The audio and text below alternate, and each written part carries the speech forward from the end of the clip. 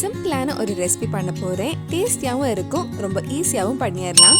இந்த சுவையான சோயா 65 எப்படி செய்கிறதுன்னு இந்த வீடியோவில் பார்க்கலாம். சோயா வேக வைக்கிறதுக்காக கொஞ்சம் தண்ணி சூடு பண்ண வச்சுருக்கேன். அதில் கொஞ்சம் உப்பு ஆட் பண்ணிக்கோங்க. தண்ணி நல்லா கொதிக்க ஆரம்பித்ததும் 1 கப் சோயா போட்டு ஆஃப் பண்ணிவிட்டு 5 நிமிஷம் மூடி வச்சுருங்க. சோயா கொஞ்சம் நல்லா ஆனதுக்கப்புறம் இதில் தண்ணி எதுவும் இல்லாமல் எடுத்து வச்சுக்கோங்க. நம்ம சேனலில் இதுக்கு முன்னாடி பண்ண soya recipe, snack recipe, starter ரெசிபிஸ்லாம் நீங்கள் இன்னும் பார்க்கலன்னா அதோட லிங்க் இதில் டிஸ்கிரிப்ஷனில் இருக்குது. மறக்காமல் அந்த ரெசிபியும் போய் பாருங்கள். இப்போ இதில் 2 டேபிள் ஸ்பூன் கார்ன்ஃப்ளவர், நல்லா கிறிஸ்பியாக இருக்கிறதுக்காக 2 டேபிள் ஸ்பூன் அரிசி மாவு, 1 டீஸ்பூன் மிளகாய் பொடி, நல்ல கலருக்காக 1 டீஸ்பூன் காஷ்மீரி மிளகாய் பொடி, 1/4 டீஸ்பூன் மஞ்சள் பொடி, 1 teaspoon மல்லிப்பொடி, 1/2 teaspoon garam masala, 1/4 teaspoon ஜீரகப்பொடி, 1/4 teaspoon நல்ல மிளகு பொடி, 1/2 டீஸ்பூன் இஞ்சி பூண்டு பேஸ்ட், தேவையான அளவு உப்பு, பாதி லெமன் ஜூஸ் ஆட் பண்ணி ஒரு வாட்டி நல்லா மிக்ஸ் பண்ணிக்கோங்க.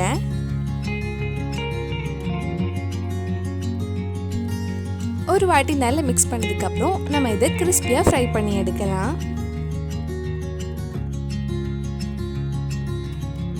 இது ஃப்ரை பண்ணுறதுக்காக ஒரு கடாயில் கொஞ்சம் எண்ணெய் சூடு பண்ண வச்சுருக்கேன். எண்ணெய் சூடானதும் கொஞ்சம் கொஞ்சமாக போட்டு ஃப்ரை பண்ணி எடுக்கலாம்.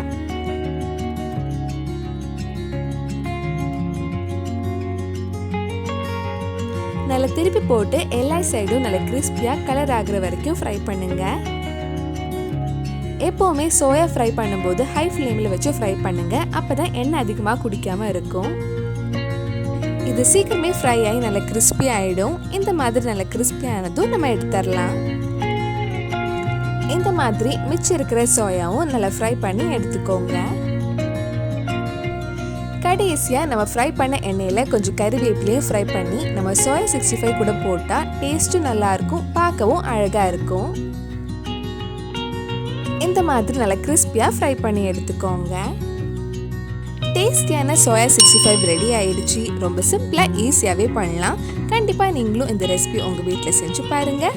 பிடிச்சிருந்தா இந்த வீடியோவை லைக் பண்ணுங்கள், உங்கள் ஃப்ரெண்ட்ஸ் அண்ட் ஃபேமிலிக்கு ஷேர் பண்ணுங்கள்.